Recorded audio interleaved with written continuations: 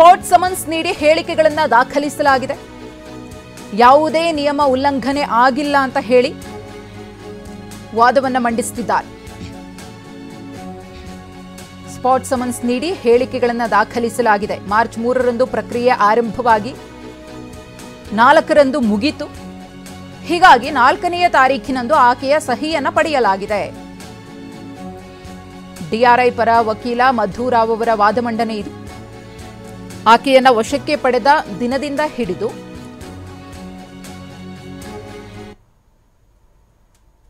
ನಂತರದಲ್ಲಿ ಆ ಒಂದು ಪ್ರಕ್ರಿಯೆ ಮುಗಿಯುವ ತನಕ ಏನೇನಾಯಿತು ಅನ್ನೋದ್ರ ಬಗ್ಗೆ ವಿವರಣೆಯನ್ನ ಇಲ್ಲಿ ಡಿಆರ್ಐ ಪರ ವಕೀಲರು ನ್ಯಾಯಾಧೀಶರ ಮುಂದೆ ಇಡ್ತಿದ್ದಾರೆ. ಆಕೆಯ ಸೈನನ್ನು ಪಡೆಯಲಾಯಿತು. ಯಾವಾಗ ಪ್ರಕ್ರಿಯೆಗಳು ಮುಕ್ತಾಯವಾಯಿತು ಆಗ ಆಕೆಗೆ ಸಂಪೂರ್ಣವಾಗಿ ಒಂದಷ್ಟು ವಿಚಾರಗಳಲ್ಲಿ ವಿನಾಯಿತಿಯನ್ನು ನೀಡಲಾಗಿತ್ತು. ಆಕೆಗೆ ಯಾವುದೇ ರೀತಿಯ ಸಮಸ್ಯೆ ಆಗದಂತೆ ಡಿಆರ್ಐ ಅಧಿಕಾರಿಗಳು ತನಿಖೆಯನ್ನು ಮಾಡಿದ್ರು.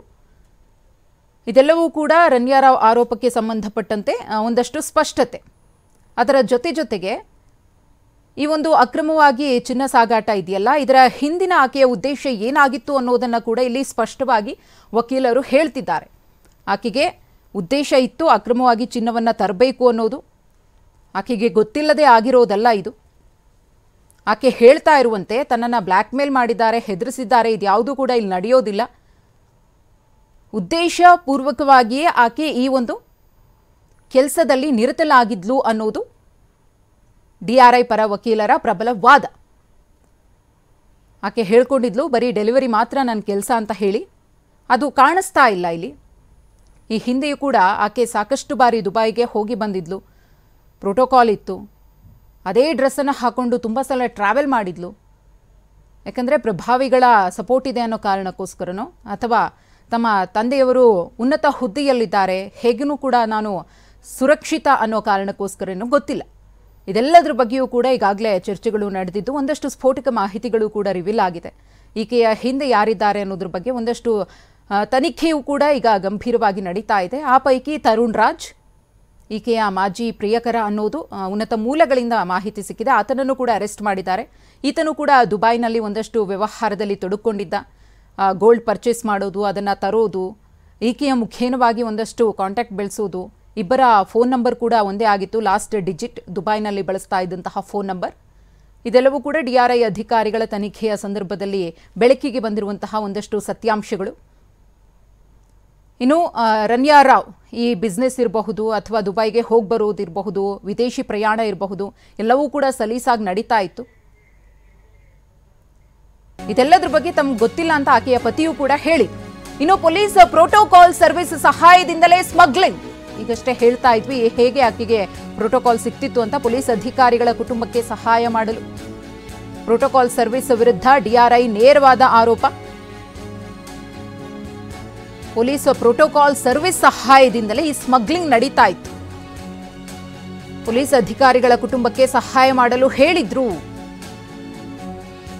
ಡಿಆರ್ಐ ಅಧಿಕಾರಿಗಳ ನೇರ ಆರೋಪ ಇದು. ಆಕೆಗೆ ವಿದೇಶದಿಂದ ಬಂದ ಮೇಲೆ ಏನು ಪ್ರೋಟೋಕಾಲ್ ಸಿಕ್ತಿತ್ತಲ್ಲ, ಒಂದಷ್ಟು ದಿನಗಳ ಕಾಲ ಆಕೆ ಕಣ್ಣ ಮುಚ್ಚಾಲೆ ಆಡೋದಕ್ಕೆ ಸಹಾಯ ಮಾಡ್ತು. ಎಲ್ಲರ ಕಣ್ ತಪ್ಪಿಸಿ ಆಕೆ ಏರ್ಪೋರ್ಟ್ ಅನ್ನ ದಾಟಿ ಆಚೆ ಬರ್ತಾ ಇದ್ಲು. ಕೆಜಿಗಟ್ಟಲೆ ಗೋಲ್ಡ್ ಅನ್ನ ತರ್ತಾ ಇದ್ಲು. ಈ ಪ್ರೋಟೋಕಾಲ್ ಆಕೆಗೆ ತುಂಬಾ ಅನುಕೂಲವನ್ನ ಮಾಡಿಕೊಡ್ತು ಅಂತ ಹೇಳಿ ಡಿಆರ್ಐ ಅಧಿಕಾರಿಗಳ ಗಂಭೀರ ಆರೋಪ. ಇಂಥವರೇ ಬೇಕು ಅಂತ ಹೇಳಿ ಆಕೆ ಕರೆಸ್ಕೊಳ್ತಾ ಇದ್ಲು ಸೇಫ್ಟಿಯ ದೃಷ್ಟಿಯಿಂದ. ಈಗಾಗಲೇ ಆ ಮಾಹಿತಿಯೂ ಕೂಡ ಸಿಕ್ಕಿದೆ. ಆಕೆಗೆ ಪ್ರೋಟೋಕಾಲ್ ಸರ್ವಿಸ್ ಹೇಗೆ ಸಿಗ್ತಾ ಇತ್ತು, ಒಂದು ವೇಳೆ ಯಾರಾದರೂ ಇಲ್ಲ ಅಂದರೆ ತಂದೆಗೆ ಫೋನ್ ಮಾಡ್ತೀನಿ, ಅಪ್ಪಾಜಿಗೆ ಫೋನ್ ಮಾಡ್ತೀನಿ ಅಂತ ಹೇಳಿ ಆಕೆ ಜೋರು ಧ್ವನಿಯಲ್ಲಿ ಮಾತನಾಡ್ತಾ ಇದ್ದಿದ್ದು ಕೂಡ ಗೊತ್ತಾಗಿದೆ.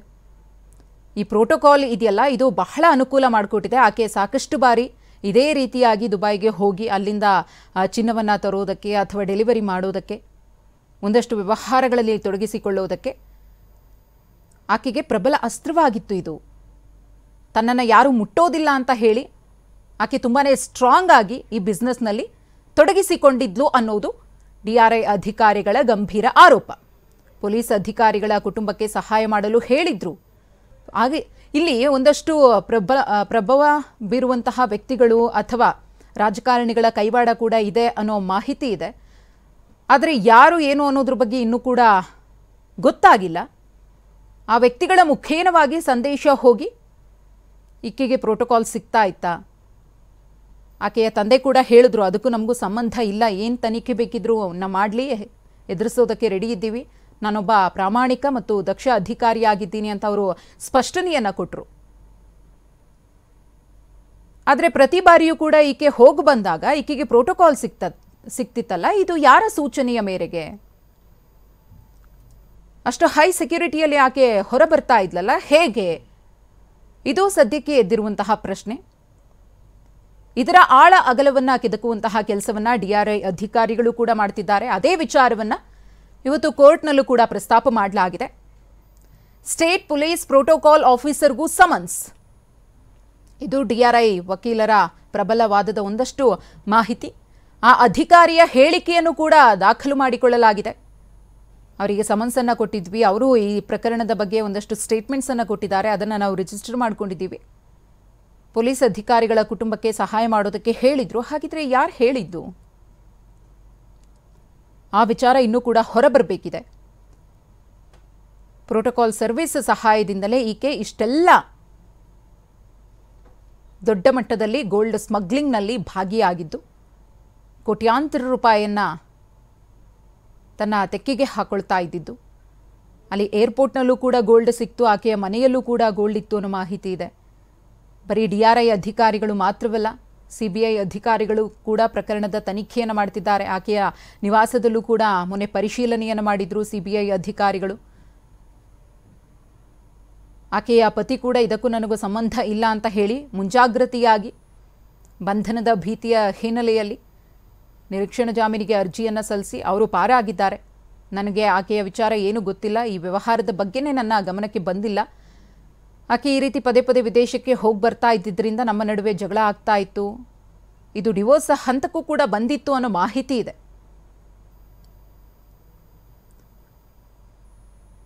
ರನ್ಯಾ ರಾವ್ ಸ್ಯಾಂಡಲ್ವುಡ್ನ ನಟಿ, ಮಾಣಿಕ್ಯ ಪಟಾಕಿ ಸಿನಿಮಾದಲ್ಲಿ ಅಭಿನಯಿಸಿದ್ರು. ಆನಂತರ ಮಾಯ ಆದ್ಲು ಈಕೆ, ಮೂವಿಗಳಿಲ್ಲ, ಎಲ್ಲಿ ಹೋದ್ಲು? ಅದು ಅಲ್ಲದೆ ರನ್ಯಾ ಅಂತ ಹೆಸರಿಟ್ಟಿದ್ದು ಕಿಚ್ಚ ಸುದೀಪ್ ಅವರು ಈಕೆಗೆ. ಹರ್ಷವರ್ಧಿನಿ ಈಕೆಯ ಮೂಲ ಹೆಸರು. ಈಗಾಗಲೇ 6 ಹೆಸರಿನ ಸಾಕಷ್ಟು ನಟಿಯರು ಸೂಪರ್ ಡೂಪರ್ ಹಿಟ್ ಸಿನಿಮಾಗಳ ಮೂಲಕ ಸ್ಯಾಂಡಲ್ವುಡ್ನಲ್ಲಿ ಯಾವ ಮಟ್ಟಕ್ಕೆ ಬೆಳೆದ್ರು ಅನ್ನೋದನ್ನು ನೋಡಿದ್ವಿ. ಮೇ ಬಿ ಕಿಚ್ಚ ಸುದೀಪ್ ಅವರು ಕೂಡ ರನ್ಯಾ ಅಂತ ಹೆಸರಿಟ್ರೆ ಈಕೆಯೂ ಕೂಡ ಒಳ್ಳೆ ನಟಿ ಆಗ್ತಾಳೆ, ಸ್ಯಾಂಡಲ್ವುಡ್ನಲ್ಲಿ ಮಿಂಚ್ತಾಳೆ, ಉತ್ತುಂಗಕ್ಕೇರ್ತಾಳೆ ಅಂತ ಅಂದ್ಕೊಂಡಿದ್ರೇನೋ. ಆದರೆ ಈ ರೀತಿಯ ಪ್ರಕರಣದಲ್ಲಿ ತಗ್ಲಾಕೊಳ್ತಾಳೆ ಅಂತ ಯಾರೂ ಕೂಡ ಊಹೆ ಮಾಡಿರಲಿಲ್ಲ. ಈಕೆಯ ಅರೆಸ್ಟ್ ಆದ್ಮೇಲೆ ಗೊತ್ತಾಗಿದ್ದು. ಇಷ್ಟು ದಿನ ಈಕೆ ಏನು ಮಾಡ್ತಾ ಇದ್ಲು, ಯಾರ ಕಣ್ಣಿಗೂ ಬೀಳದೆ ವಿದೇಶಕ್ಕೆ ಹೋಗೋದು ಬರೋದು, ಗುಪ್ತವಾಗಿಯೇ ಎಲ್ಲ ಚಟುವಟಿಕೆಗಳನ್ನು ನಡೆಸ್ಕೊಂಡಿರೋದು ಹೇಗೆ ಅನ್ನೋ ವಿಚಾರ ಬೆಳಕಿಗೆ ಬಂದಿದ್ದು. ಸದ್ಯಕ್ಕೆ ಜಾಮೀನಿನ ನಿರೀಕ್ಷೆಯಲ್ಲಿ ನ್ಯಾಯಾಂಗ ಬಂಧನದಲ್ಲಿರುವಂತಹ ರನ್ಯಾ ರಾವ್ ಭವಿಷ್ಯ ಏನಾಗುತ್ತೆ ಅನ್ನೋದನ್ನು ಕಾದು ನೋಡಬೇಕಿದೆ.